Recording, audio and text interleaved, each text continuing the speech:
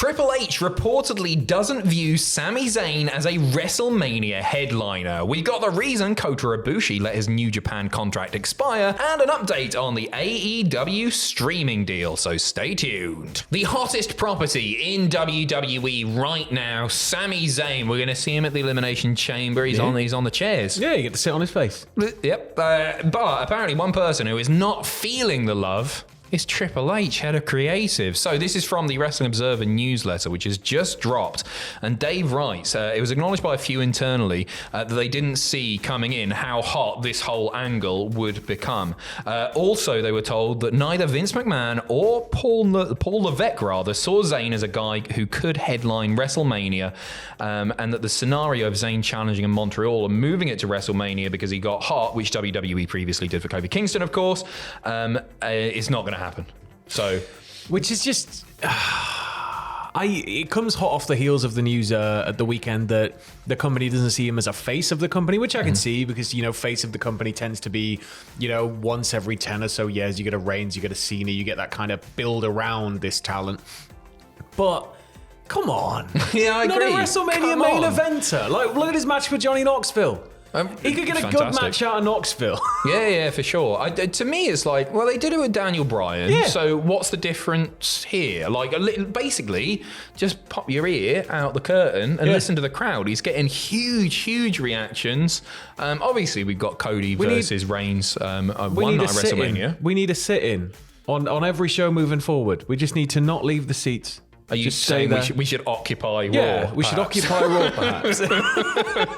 Or SmackDown, because it's there. Occupy both. SmackDown. It's never been done before. Both. They'll get really annoyed. It's a little bit disappointing, I guess, but I think a lot of us saw it coming. I have no idea where this storyline's going. That's the thing. Like, I can't figure out exactly what Sami is going to do at WrestleMania. It'll be something bloodline related, but, well, it doesn't look like it's going to be with Roman Reigns. A lot of people speculating, obviously, he's got Cody one night, but maybe Reigns could pull double duty. It's not looking like we're going to get Rock now, but it doesn't look like we're going to get Sami Zayn either. Voice your disdain in the comments below, because we know Triple H reads the comments. Yeah, of course. Loves them. Yeah, can't get enough. Maybe Sami costs Roman.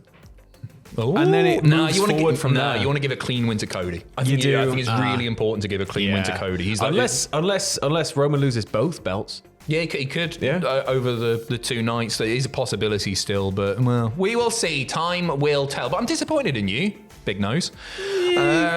Why did Kota Ibushi decide to let his New Japan contract expire, Samuel? So it's been sort of just a bit of a mess for months regarding the reporting on it. But Kota Ibushi has allowed his contract to expire and hasn't negotiated a deal to return. This obviously comes from the Observer as well. In his mind, there was too much bad blood to overlook, even though New Japan was publicly conciliatory to him in many ways. His deal expired on the 31st, and New Japan announced that he was done with the company publicly.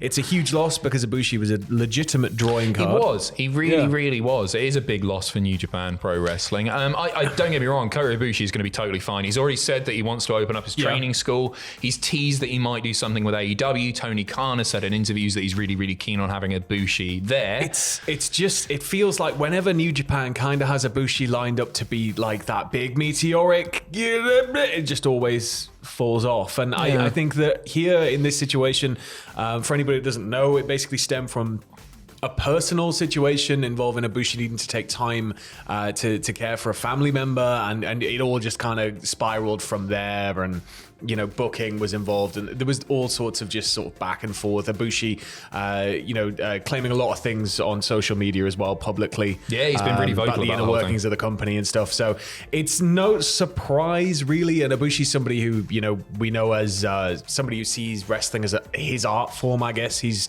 no stranger to just kind of... But it's not even no stranger. He doesn't really care, how big the room is, it feels. He's just there to do what he wants to do and do it best. And you can sort of get it if it was a personal, family-related matter. If he feels like he's been burned in some way by the company, then I guess you got to sort of admire him for doing that, haven't you, for saying no? It's not a full door close, I'd imagine, because, with New Japan, we've seen it before where people leave the company due to management, due to ownership, due to varying degrees of backstage stuff. But there are a lot of regime changes in wrestling that can herald in, all sorts of things. So I wouldn't be surprised if we saw Ibushi back in New Japan one day, but for now, I'm just happy he's out being happy. Yeah, it seems that way, doesn't it? I do hope he does go to AEW because there's so much storyline stuff there, Golden Lovers stuff with Kenny and everything. It'd be nice to see him there. For sure. But we'll keep an eye, obviously. We got the reason that a planned Edge versus Finn Balor Hell in a Cell match at Royal Rumble was scrapped.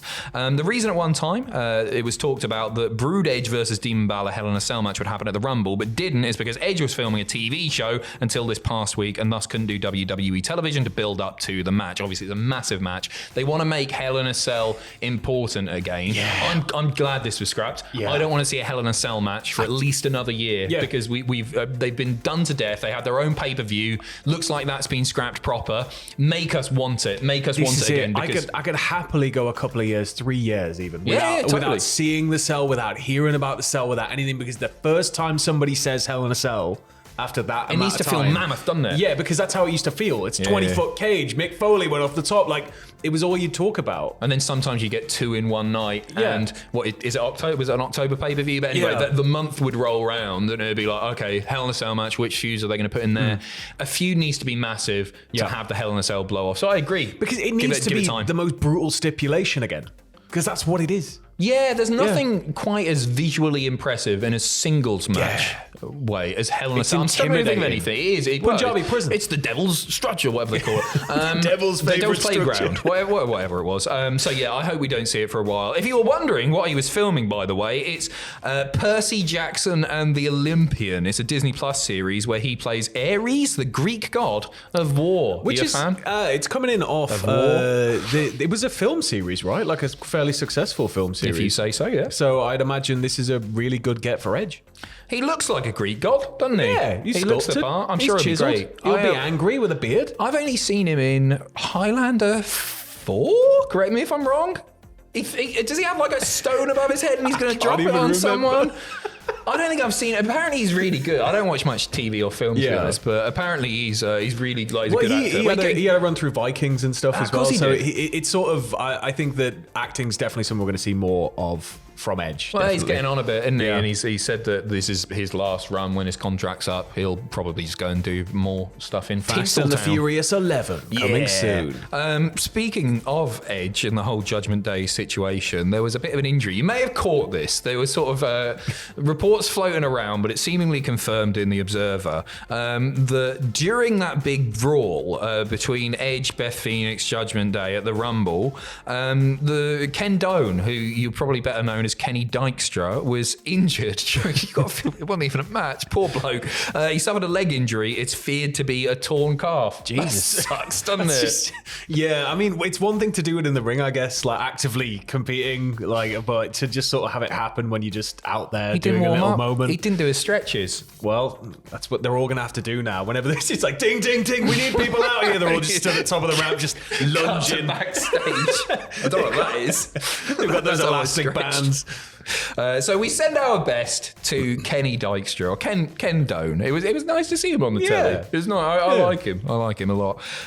We finish off with some disappointing news regarding the AEW streaming deal. It's previously been reported that they really want a streaming deal with a major provider, a major streaming service. Yeah. And AEW haven't done that yet. Apparently, they're not even close to doing a deal with a major streaming service, aside from like the Honor Club deal and that. Obviously, they've been on Fight for an awful long time. Yeah. But I can imagine like the money that they would get from being on a major streaming service rather than just taking a percentage of the buys on an on-demand service like Fight. It would eclipse those earnings, wouldn't it? It would be worth a lot more to them. So I see why they want to do it, but nothing yet. Part of me thinks like the wrestling thing, I was surprised WWE were able to do. I mean, NBC's obviously got very, very, very deep pockets, but it's like with other things like sports, like soap operas, normal TV shows, they're kind of on the streaming service for a while. They go away and then they'll eventually come back and be part of the collection or whatever. But your usual like week-to-week TV just kind of comes and goes and gets added. But with wrestling, it's going to be just consistently like 2 shows a week, and it's just going to be like more and more all the and time. More and more. So there's like a good value to that because obviously there's going to be so much content. But I imagine like the logistics of getting that all like set up as a service to go onto the service. It's an expensive process, and I totally see why they want to go with one of the big boys, because one of the things that like WWE Network had, the amount that they were spending on bandwidth was absolutely astronomical. It sort of takes that headache away. You're on Peacock, you're paid a hell of a lot of money to be on Peacock, but also you don't have to maintain your own streaming service. It's somebody else's deal. Especially when they sell it to every territory going. And when eventually something goes wrong, because there's always something goes wrong in these kind of massive convoluted setups, you can just go, NBC, Bloody Peacock. What are they like? It's not you our can just fault. redirect all of the anger. Yeah, it's handy, isn't it? Anyway, that's it for us for today. And something absolutely bonkers happened. So thank you very, very much for watching. Again, we've got some lists and we've got a timeline of 2022, which was an absolutely bonkers year. Yes, just a little There's bit. a lot Just to go smidge. through there. That's going up on Sunday, if all goes to plan and YouTube is our friend and monetizes it. Yeah, we'll see. If not, we'll chuck someone else up. Yeah. Thank you very much for watching. Cheers. Take care of yourselves. Have a good weekend. See you in a bit. Bye.